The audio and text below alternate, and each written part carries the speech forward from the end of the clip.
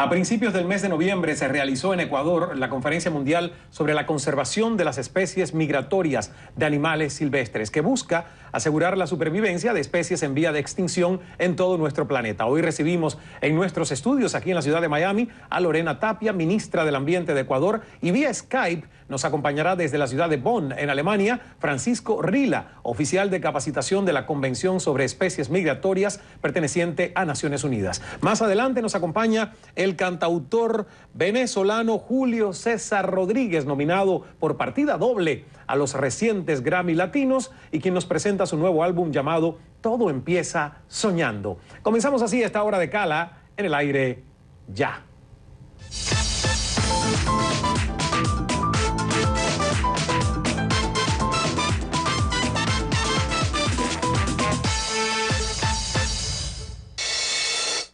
Y saludos desde Miami, soy Ismael Cala, bienvenidos a @Cala CNN, nuestras contraseñas en Twitter y con esas también nos encuentra en Facebook. Hoy por la primera parte del programa vamos a hablar de nuestro medio ambiente, tema del que no hablamos todos los días, pero yo le aconsejo que se quede pegado porque vamos a aprender más de nuestra verdadera casa, que es el planeta Tierra. Hablando de eso, antes de presentar a nuestros invitados, quiero reflexionar con ustedes sobre el cuidado de nuestras especies y comenzar la reflexión con una frase del líder indio Mahatma Gandhi, quien indicó: un país, una civilización se puede juzgar por la forma en que trata a sus animales. Yo creo que muchas veces hemos escuchado esta frase en boca de mucha gente cuando apela por el medio ambiente. Y estoy completamente de acuerdo con esa premisa. Considero que el respeto, el cuidado de nuestra fauna y de nuestra flora expresan el nivel de evolución, no solo cultural, sino también espiritual, de cualquier país del mundo. La vida hay que respetarla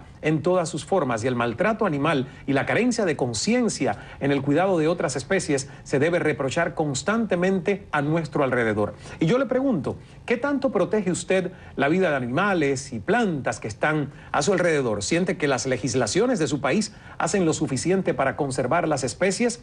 ¿Qué podemos hacer nosotros como ciudadanos para procurar vivir en un mundo donde el respeto por los animales sea una prioridad? Quiero dar entonces, con esta reflexión y estas preguntas, la bienvenida a la ministra de Ambiente de Ecuador, la abogada Lorena Tapia, quien es la actual presidenta de la Conferencia de las Partes, Organismo Mundial sobre Especies Migratorias y su Protección. Bienvenida, ministra, un placer que esté con nosotros. Gracias. Muy joven, muy elegante, muy bella. Muchas gracias, muy amable, muchas gracias. Un gusto. Y también quiero dar la bienvenida desde la ciudad de Bonn, en Alemania, al doctor en biología, el uruguayo Francisco Rila, oficial de capacitación de la Convención sobre Especies Migratorias. Francisco, muchísimas gracias por estar con nosotros vía Skype. Un placer, un gusto y mi obligación estar aquí. Bueno, comienzo con la ministra que está en nuestra mesa y que además siempre se dice las damas primero, ¿verdad, ministra? Así es. Vamos a hablar de la versión número 11 de la Conferencia de las Partes que se llevó a cabo en Ecuador. Lo primero es yo no sé. Y no quise leer mucho para que ustedes, que son los expertos, de acuerdo, con mucho gusto, me expliquen qué es la Conferencia de las Partes. Bueno, primero que nada, permítame enviar un saludo caluroso de parte del gobierno ecuatoriano a quienes nos están viendo y contarles lo que para el Ecuador sin duda es un hito histórico en el marco de las políticas que el Ecuador tiene para el mundo, para la protección de la naturaleza. ¿Qué es la COP número 11 de especies migratorias? Primero, hace parte de una convención internacional de Naciones Unidas para proteger especies migratorias. Para quienes nos escuchan, las especies migratorias son aquellas que se mueven a grandes distancias animales. ¿Para qué? Para búsqueda de mejor alimento, para búsqueda de subsistencia. Un ejemplo, los tiburones martillos, las ballenas jorobadas, que en el caso del Ecuador se pueden avistar justamente entre junio y septiembre.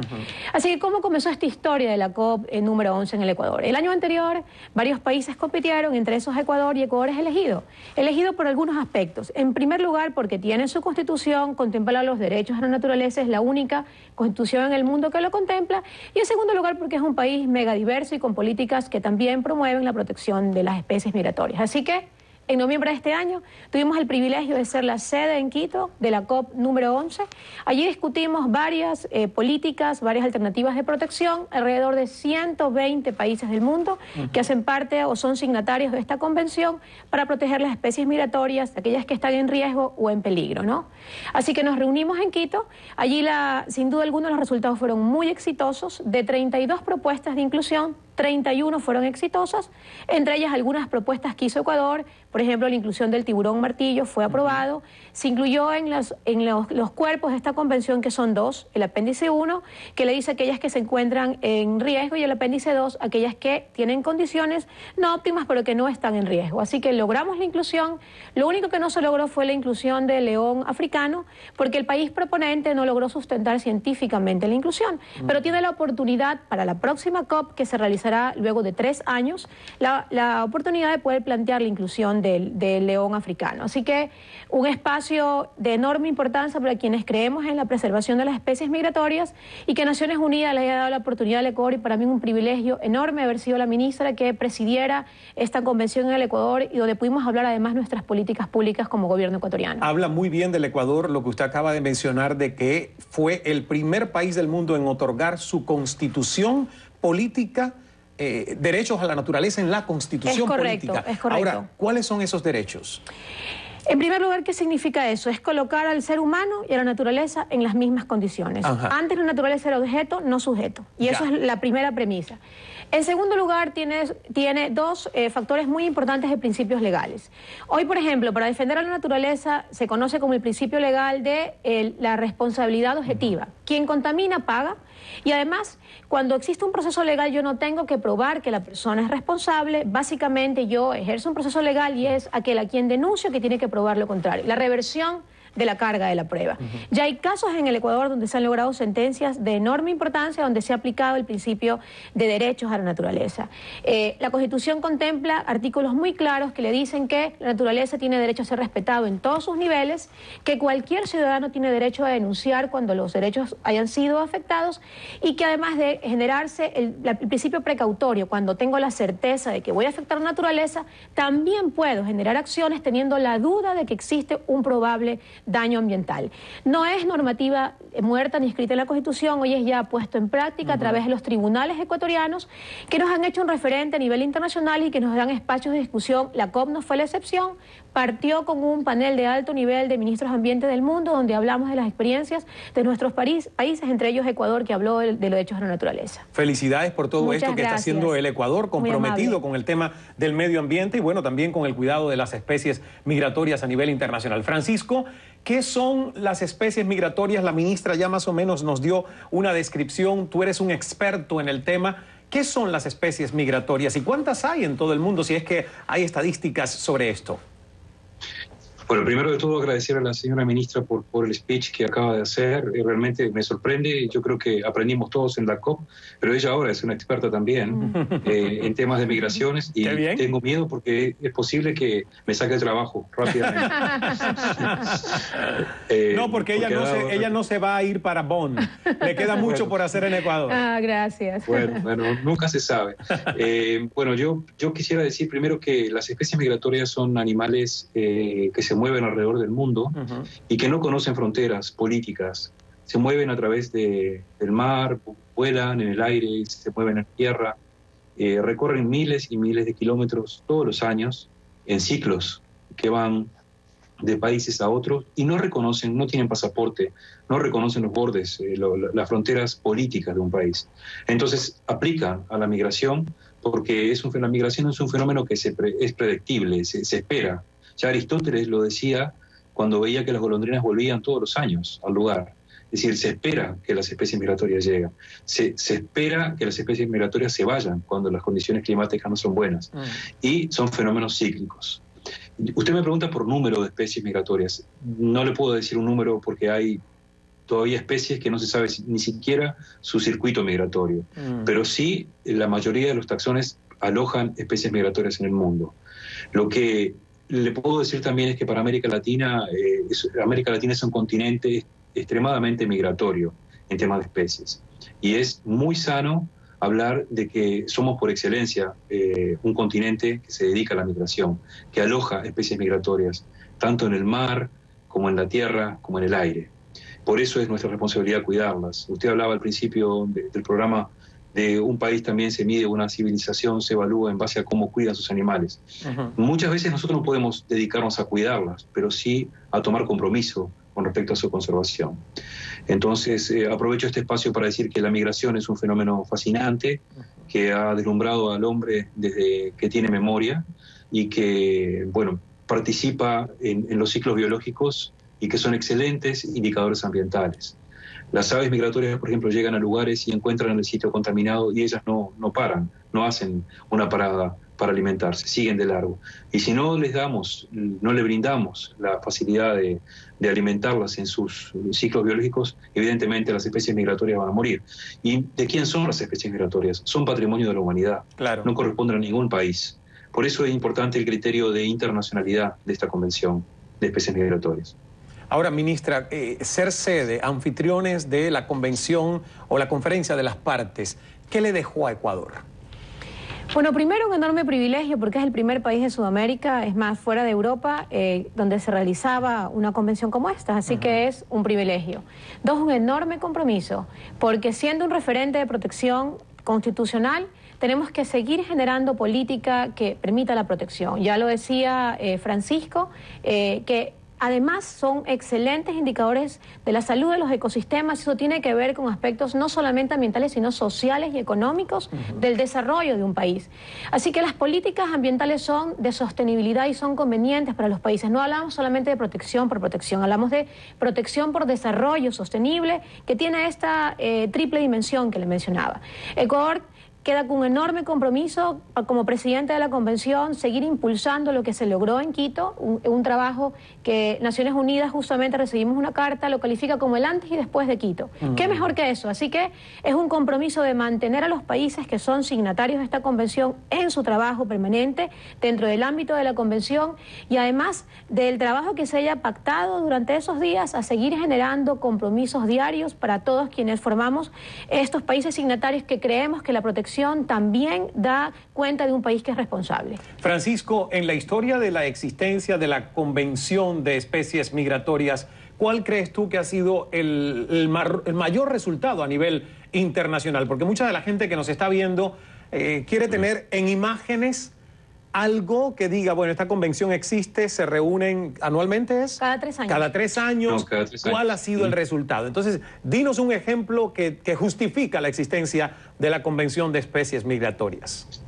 Bueno, mira, yo te diría, por ejemplo, que la inclusión de los tiburones y las rayas dentro de los apéndices de la CMS, y así como el oso polar, que también ha sido incluido recientemente en esta COP de Quito, son un hito realmente en el proceso de la convención. Para la humanidad es importantísimo que los tiburones martillos se conserven. Tal vez la gente puede decir, pero a mí el tiburón martillo, ¿qué me da? Sin embargo, es un importantísimo eslabón en la red trófica marina.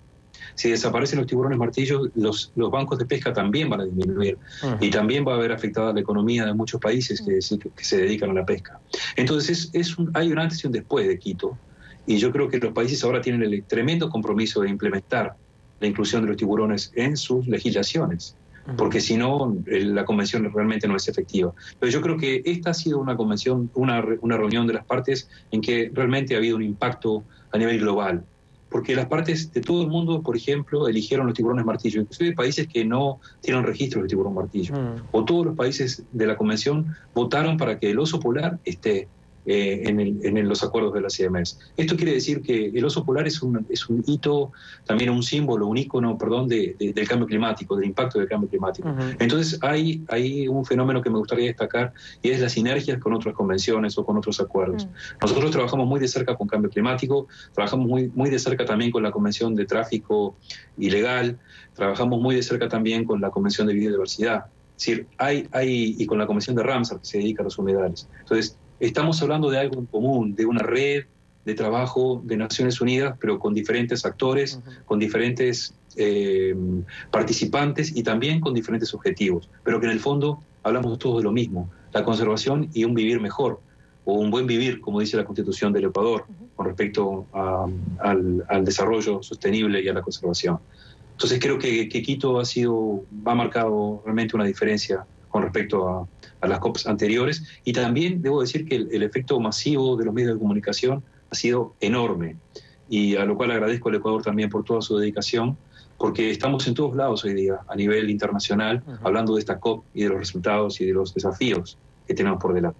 Muy bien, felicitaciones de nuevo a Ecuador. Vamos a hacer una pausa. Al regresar conoceremos qué países aún no están comprometidos al cuidado de las especies en vía de extinción. Se sorprenderá quizás al escuchar que aún hay naciones donde este tema no es prioritario, y sabremos qué podemos hacer para vincular a más legislaciones en este compromiso mundial. Ya continuamos y más adelante Julio César pone música a esta hora de Cala con Todo Empieza Soñando. Volvemos enseguida.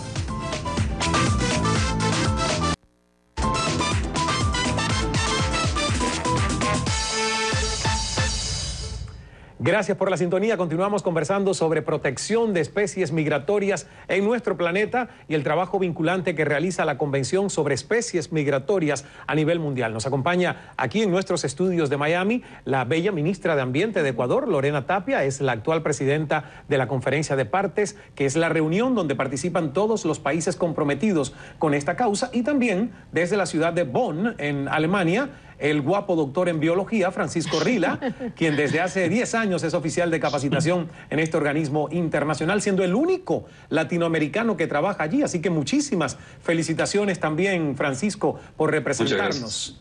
Muchas gracias, muy amable. Muy bien, ministra. Aves migratorias, especies migratorias, porque no son solo aves. Yo al principio pensaba que eran aves, pero ahora me doy cuenta que hay animales marinos y terrestres también. Correcto. En estas reptiles. Reptiles, en estas especies migratorias a nivel de todo el mundo.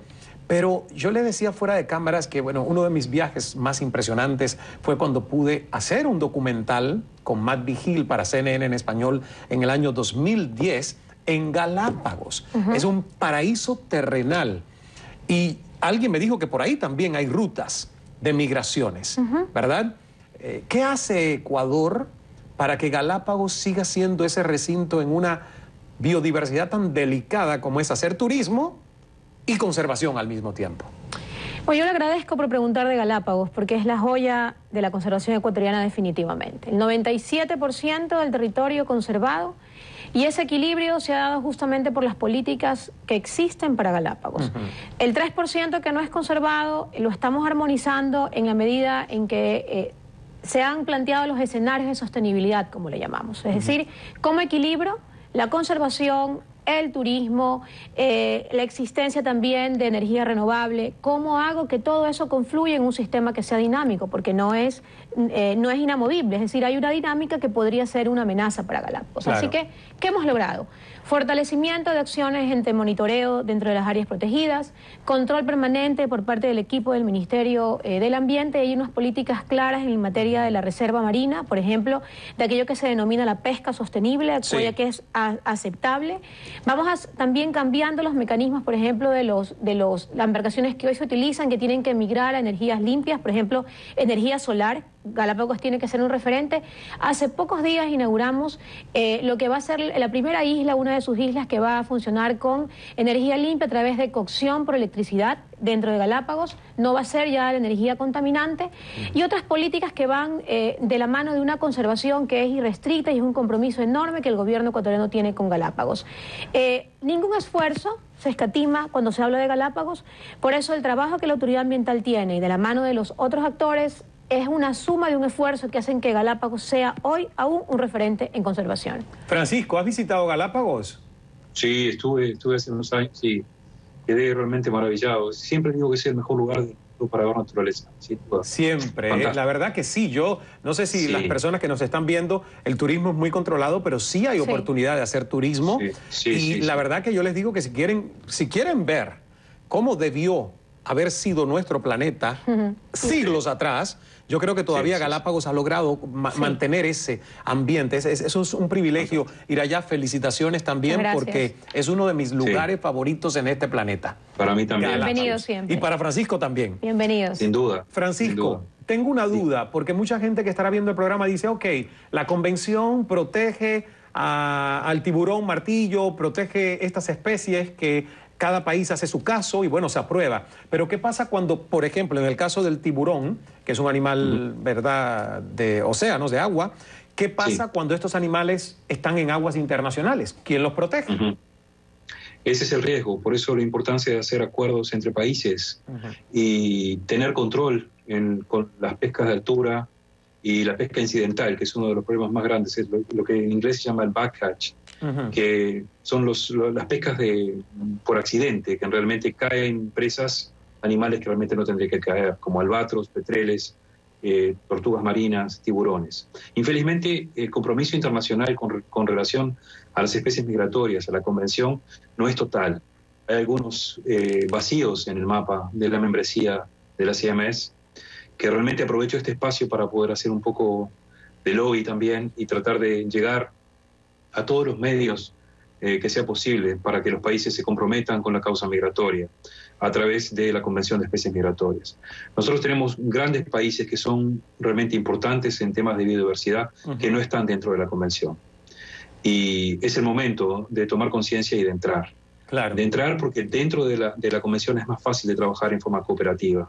Como decía, sin acuerdos entre países no es posible, porque yo puedo conservar una ballena que pasa por la Argentina, pero cuando llega al territorio brasilero, si no la conservo, si la mato o si la cazo, evidentemente los esfuerzos que hace un país para conservarla no tienen efecto fuera de fronteras. Claro. Pues la única manera es la vulnerabilidad de las especies migratorias a través de acuerdos internacionales con países. Y usted lo ha dicho, y lamentablemente no todos los países del mundo están inmersos en este compromiso de cuidado a estas especies en vías de extinción. Especialmente hablemos de países que aún no pertenecen a la convención en nuestra región, América Latina, y yo creo que sin dudas es carencia de responsabilidad ambiental de estos países que no participan aún. Usted mencióneme los países, por favor. Bueno, yo quisiera aclarar que no es carencia de responsabilidad. Yo creo que a lo mejor es un proceso que va paralelo, ¿no? Yo quisiera decir que... No, usted no lo dijo, lo dije yo. Mencióneme los países, por favor. Pero, ¿cómo no? Con mucho gusto. Le puedo decir que México no es parte de la convención. ¿Por qué no? Colombia no es parte de la convención. Brasil está entrando a la convención recientemente. Venezuela no es parte de la convención. Algunos países de Centroamérica tampoco son parte de la convención. Nicaragua, El Salvador, Honduras, los tengo en la lista de los que no están. Honduras es parte de la convención. ¿Es parte? Es parte, sí. Ok. Nicaragua no. Guatemala tampoco, y El Salvador tampoco. En el Caribe tenemos un vacío tremendo también de países que no han entrado a la CMS. Sí. Y México, como país importantísimo en biodiversidad, también sería muy importante que entrara, muy interesante que entrara. Colombia también, por el tema migratorio, tanto de aves como de reptiles y de mamíferos acuáticos. Es decir, si yo le muestro un mapa del mundo, usted va a ver que hay algunos espacios grandes de países que no están. No hablemos solamente de América Latina, también podemos hablar en Asia, como le decía, Rusia no está dentro de la convención, Canadá no está dentro de la convención en Estados Unidos y Norteamérica, tampoco lo está Japón, y bueno, usted podrá interpretar algunos motivos por qué esos países a veces no están. Bueno, son consumidores de algunos productos que se originan a través de las especies migratorias. Bueno, ¿y qué otro adjetivo usted le quiere poner si no es falta de responsabilidad ambiental a lo que me está diciendo? Yo creo que son procesos de maduración diferentes, para ser claro. Porque sé que a nivel nacional la gente tiene interés en compromisos internacionales, pero a veces los gobiernos tienen otras prioridades, y las prioridades no son o no ven más allá de que la conservación de especies migratorias es también un gran negocio. Claro. Porque, como decía la señora ministra, a través del turismo usted puede tener una entrada a un país y tener una riqueza enorme conservando la biodiversidad. Claro. En el fondo nosotros somos parte de esa riqueza también como especie. No somos migratorias porque no vamos de un lado para el otro, sí, con pasaporte y con aviones. Y somos sumamente más frágiles que muchas de las especies. Pero desde el punto de vista sensitivo nos damos cuenta de la importancia. Entonces, no quiere decir que a nivel de país los mexicanos no estén convencidos de que tienen que tener. Y además otra razón que le voy a dar, es a nivel nacional. Bueno, se nos ha interrumpido la conversación. Muchísimas gracias, Francisco. Hemos escuchado toda la idea. Ministra, nos tenemos que despedir, pero yo quiero hacerle una última pregunta. Y es, ¿qué pueden hacer los ciudadanos que se preocupan por estos casos en estos países que no participan en la convención? Porque por eso estamos haciendo el programa. Hay una fuerza ciudadana que también puede contribuir a este tema. Bueno, uno de los aspectos que identificamos en la COP fue la importancia de la educación ambiental.